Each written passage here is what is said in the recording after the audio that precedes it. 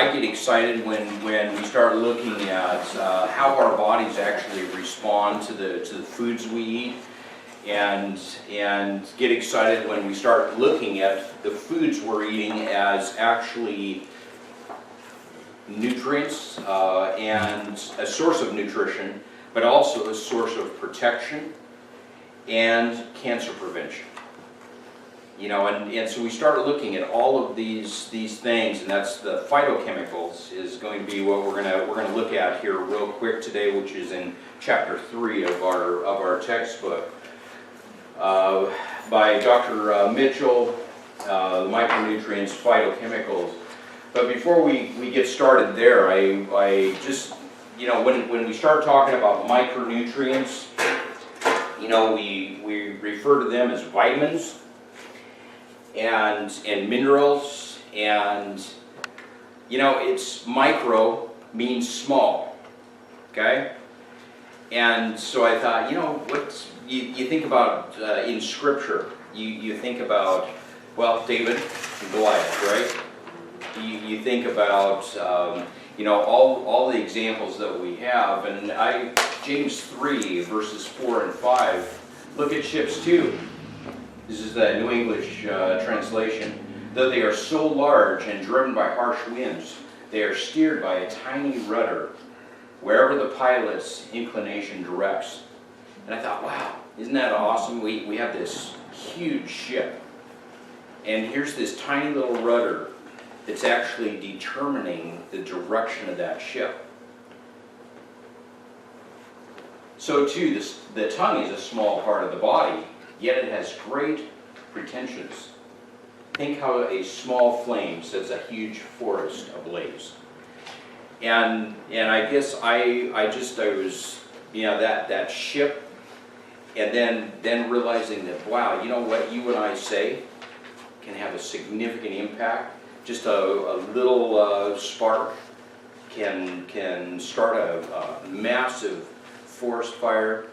And when we start talking about little things like micronutrients, like phytonutrients, little tiny things, don't even think about it, but they play such a big part in our overall health. Let's open with a word of prayer. Dear Heavenly Father, thank you for this beautiful sunny Sabbath morning. We thank you for each individual that's here today as we talk about phytonutrients and nutraceuticals and all of these other wonders that you have created. We ask for your presence to be in this place. In Jesus' name, amen. Well, how was everybody's week? Filled with vegetables? Yes, filled with vegetables, fruit and whole grains. What else is there? What else is there? Oh my goodness, see, we have the A students right here in the front, right? Any challenges? Did anybody have a challenge this week? No? Lots of challenges. Yeah. Lots of challenges? I hate to be redundant, so I don't want to say. Right. Haven't resolved them yet. Haven't resolved them yet. You know, what's that? TNTC. Okay. Well, you know, go ahead. The challenges, I mean, sometimes they're big and you can make headway, but the more smaller they get, the longer they take and the more subtle they are. Okay. That's how you view progress, right? Right. Yeah. Good point not to give up on the slow progress things. Right, yeah. Mm-hmm. Absolutely. You know, and you think about that rudder directioning a ship.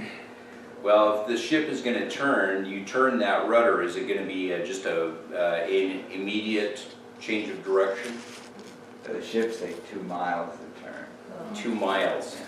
That's quite a turning radius, isn't it? Yeah. Yeah, I once had a car that I felt had a turning radius like that. It can be very frustrating. You know, you're going, yeah, I want to go this way, and yet you have to plan ahead. in order to do that.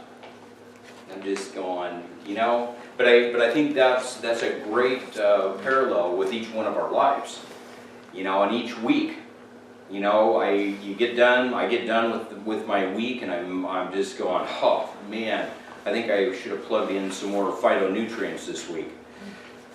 Anybody think like that?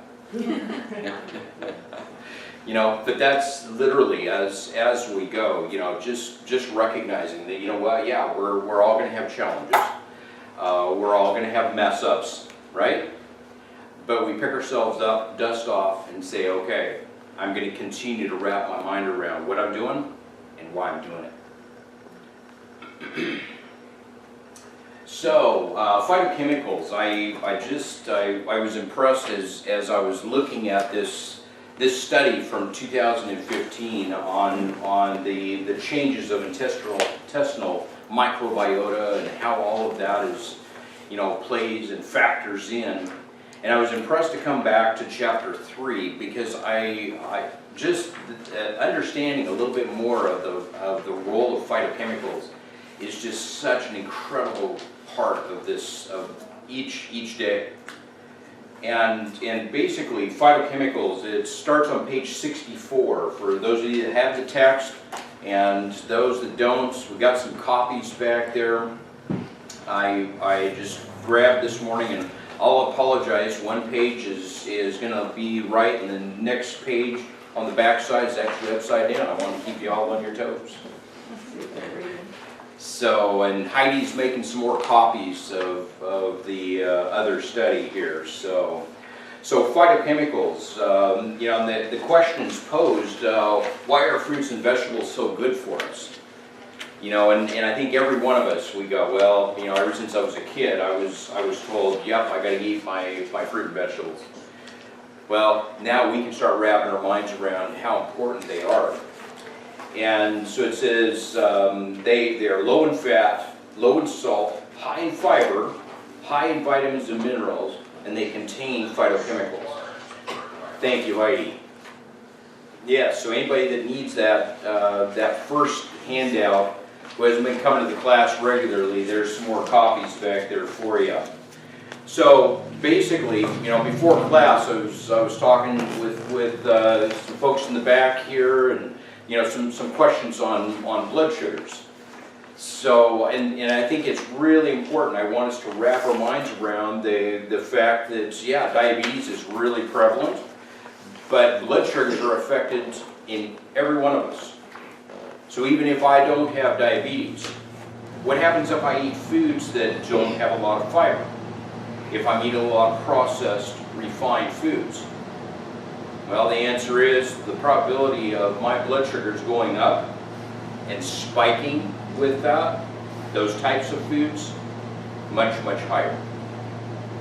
So when I'm eating fruits and vegetables and I have a high fiber component, I'm now going to moderate that. So I start giving my body extended release benefit. So I eat the foods and I get extended benefit. So the phytochemicals,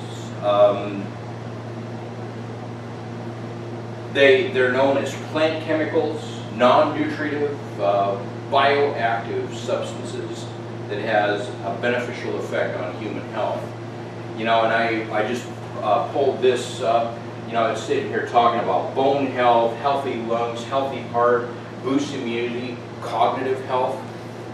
You know, and I'm going, well, it's all part of us, right? Because you're all sitting here this morning. One point, the boost immunity, and when your blood sugar spikes so high, your immunity drops so bad during that time. So Okay. that's something to always keep in mind when you're tempted. Okay. Okay. So, and we've talked about that quite a bit in this class. But I just when we stop and think about it. So what happens to our body's ability to fight off infections when we have a milkshake? Not good. Reduced by factor of 6. Factor of 6? Or 16. Say at least. Yeah, you get sick. Yeah. Okay. So basically, when we start looking at how our body's responding to a milkshake, our body actually, there are studies that have shown that our body is reduced by over 90% in its ability to kill bacteria for hours after we have a milkshake. Okay, so we spike the blood sugars, decreases our immune system. So what does it do to the blood? We were kind of talking about this a little bit earlier. Thickens the blood. Okay? So now all of a sudden, my fingers, my toes, okay? I'm trying to get blood down to my toes. And now I have thick syrup like I stuck in the fridge. And I'm trying to get that forced down. What's that going to do to our heart? Make it harder. Damage it. It's going to make it harder. We're going to have a bigger challenge, aren't we? And so you can see how all of this ties together. Okay? Yes? If you eat the milkshake, does it make you tired? Great question. What was that question? Blood sugar. So if you have a milkshake, does it make you tired? Sugar high and sugar low. Okay?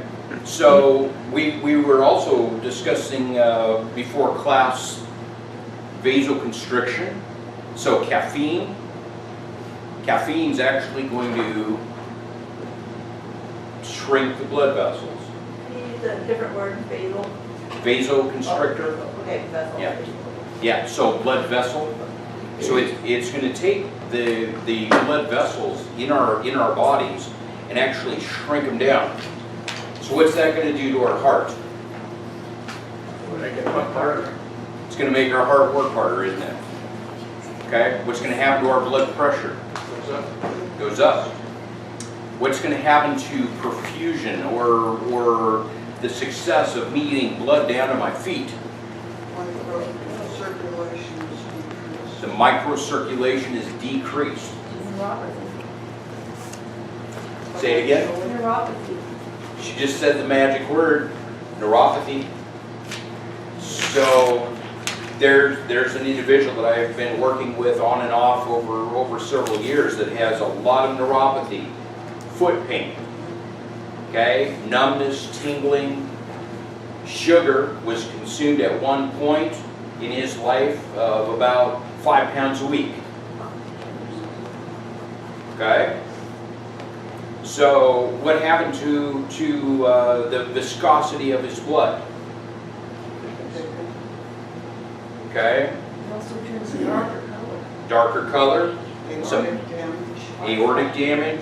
Yeah, so we've got all of this, you know, and it's just really important that we just start understanding each layer, kind of peel down through the layers.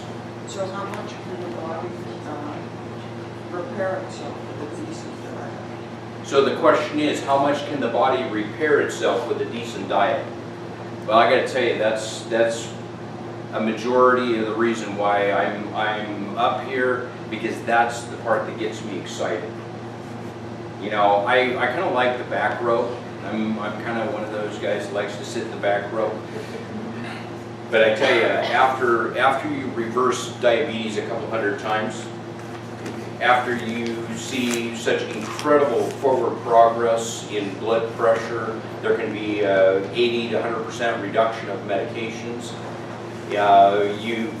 When I see folks that have reflux so severe that they have been to the ER multiple times because they thought they were having heart attacks, and yet we're able to reverse that and get them off of the need of a proton pump inhibitor, like Nexium, Prilosec, the whole host of them out there, Protonics, and have them actually showing up with their smiling muscles working better. And I think one of the most important things, their cognitive health. They have clarity of mind. But if after several years of you're always eating to make your, for a variety of reasons, heart work harder, doesn't it, even if you can reverse it, doesn't it sort of take its toll on your heart in some degree? And great point. And yeah, when we're abusing our heart, there was a healthcare professional up at Feather River Hospital that, probably carried around 60 to 80 extra pounds. Just the neatest guy, very, very interactive. I referred several patients to him because he just cared about his patients. Well, all of a sudden he wasn't at work, and I'm going, where'd this guy go? Well, I tell you what, he decided not to have him split open his chest and do the bypass surgeries. He went on a complete plant-based diet. He got rid of the meat that he'd been eating. He got rid of the artificial processed garbage that he'd been putting into his body. I got to tell you, when I saw him, he had not needed the cardiac bypass surgery. They've done studies and it's actually just as effective. There you go. And they've So- known that for years and years. That's why we see it on the front page of the paper, right? Yeah. So basically, in his case, yeah, his heart had really been taxed. But I tell you, his cardiac health, his pulmonary health, his physical health, his mental health, every aspect of his being was improved because he started paying attention to the plate-to-mouth syndrome. I had a brother that had open heart surgery at age 36. Age 36. If he didn't have the circulation that exists in 10% of the population, with the blood vessel behind the heart, he'd have died. He would have died. So age 36, to have a heart attack, of your family, in your... My diet changed. Okay. So that's kind of an eye-opener. He got cancer. Okay. Then You his know- diet changed. Okay. So he had to get cancer before he started changing his diet. And I think that if I could wave my magic wand in this room, I would love to have the mindset of, let's not wait until we have cancer. Let's not wait until we have diabetes.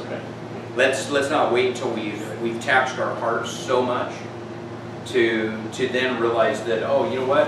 I think I need to make some positive changes.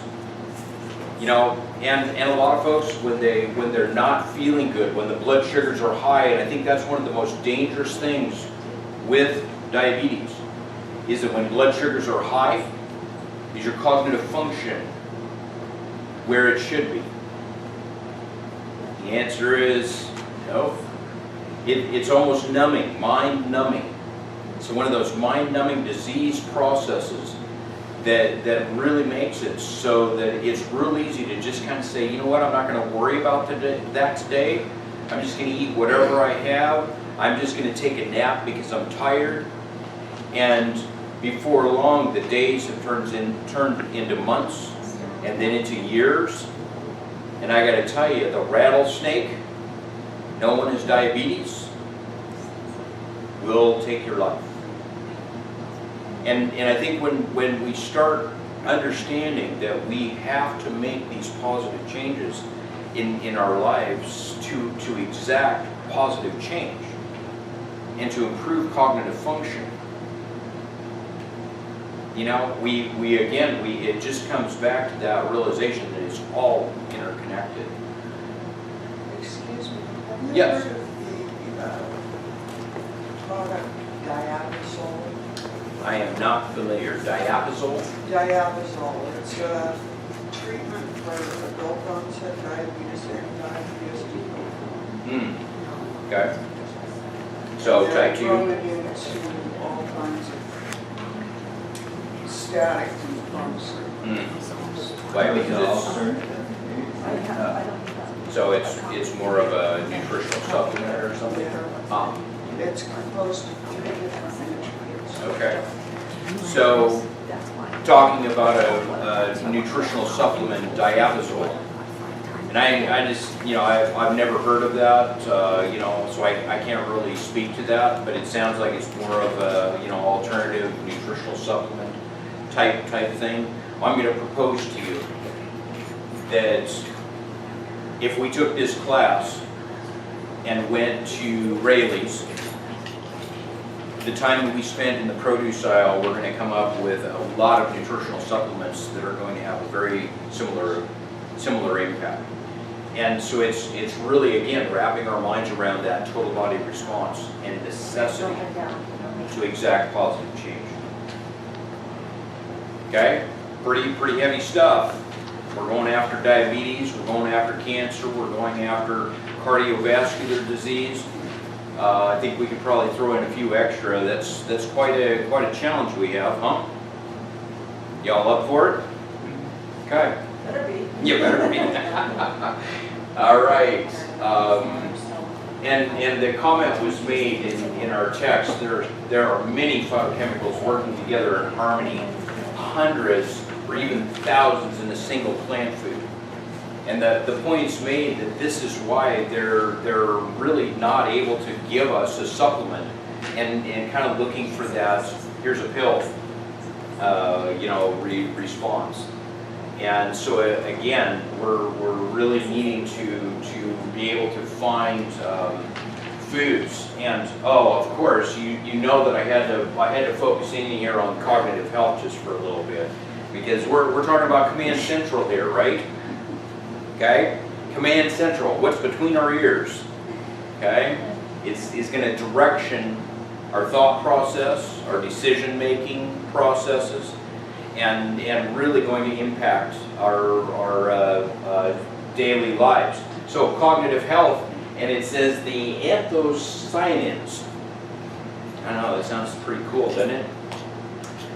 But it could also be like, wow, where in the world am I going to find that? So, of course, so I could copy and paste, I had to throw this up here for you, because every one of us, we can go to Rayleigh's, we can go to Winco, wherever you shop, and we can find plants that are rich. You notice that I said plants, okay? So we're talking about a plant-based means of not only reversing diabetes, but now we're going to work on Command Central. Command Central's ability to make better choices. So we're going to find plants rich in anthocyanins, okay? I'm not going to get into it unless you're really into the species and subspecies. We're just going to call it blueberries, cranberries, bilberries, rubus berries I'm not familiar with, black raspberries, red raspberries, blackberries, and you can just see the list goes on and on. Eggplant. I don't know if we have eggplant. Yeah, there you go. Peels. So, and again, that underscores the importance of whole foods.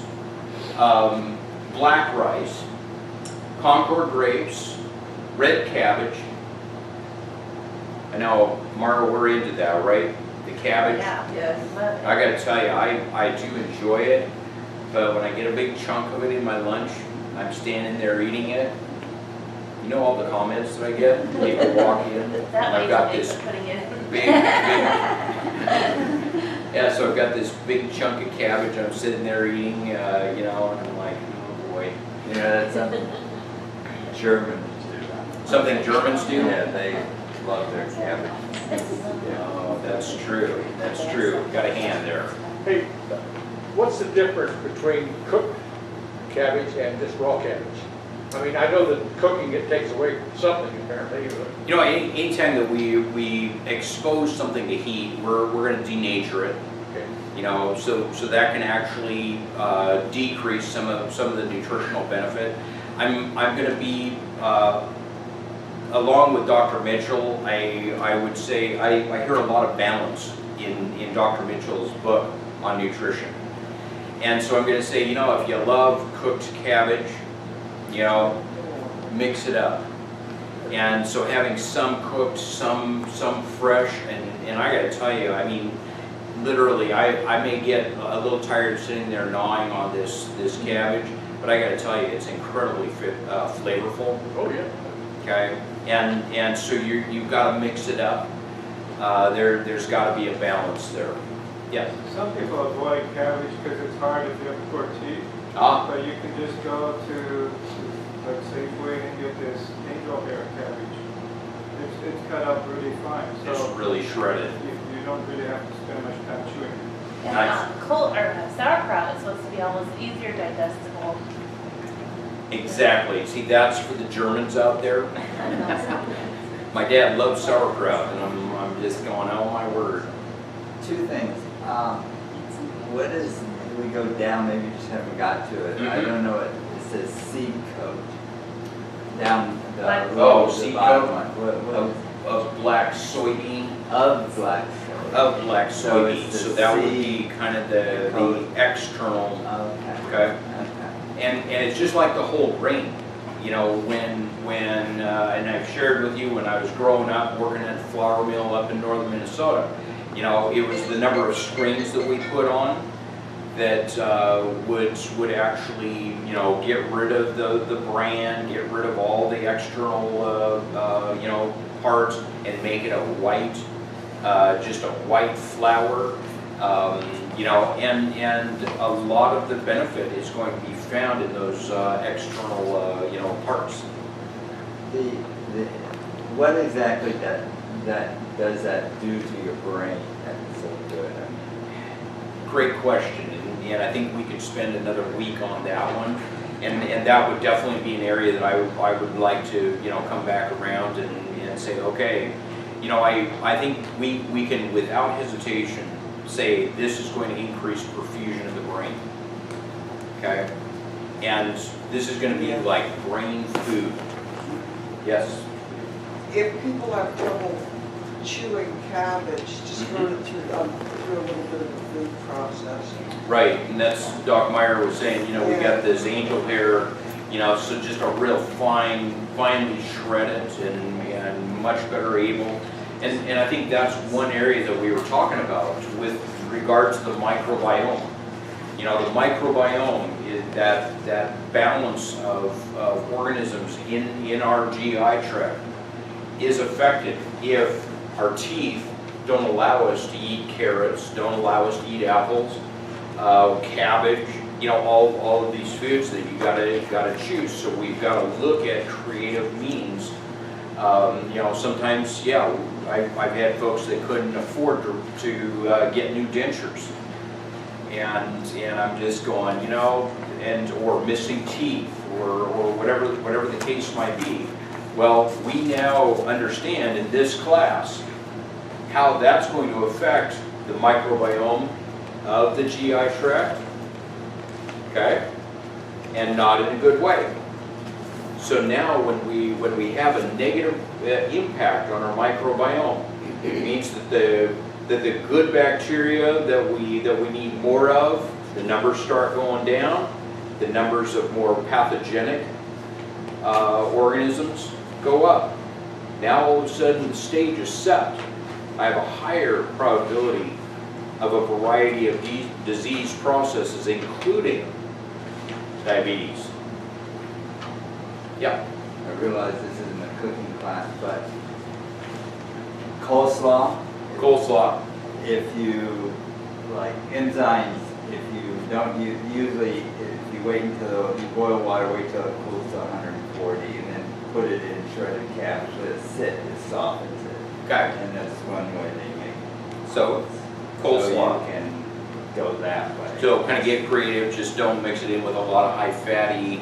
Well, yeah, but don't use the typical mayonnaise and all Right. that, you know. But, Right. yeah, you can go to soften it that way and still not kill the enzymes and stuff like that. Nice. So another creative way of making it so that we can get some of the nutrients from the foods we're eating. But yeah, I actually included that because the highest recorded amount of these anthocyanins are actually found in that seed coat of the black soybean. And I thought, wow, isn't that amazing? You know, here we go. What in the world, where do you get black soybeans? You know, that's a great question, I'm not sure. Do they have those out at Rayleigh's? They do? Probably. Yeah, I wouldn't. I get that in the main stuff. Yeah, so that would be worth, and definitely spending some time at Winco. You know, it is, you know, that is probably not one of the favorite places that I've ever been, but it's pretty awesome when you look at all of the bulk you know, foods and varieties that are available. Yeah, Grocery outlet has a lot of health food. grocery outlet. Yeah, at a reasonable price. Oh. Reasonable is relative, There you go. but So, they're about half the price. so an option, grocery outlet. Where is Cool. it? So phytochemicals provide the color, flavor, and Really? sense of the plant. Okay, so when I'm out doing botany in northern Arkansas and I'm looking at all these different flowers, I'm identifying all these different species, subspecies. You know, there's some very unique scents that are associated with many of these different plants. And so you think about that and you realize that the plant actually, this is part of their defense mechanisms, also against microorganisms and other pests. You know, so it's kind of interesting. You're sitting here going, wow, the plant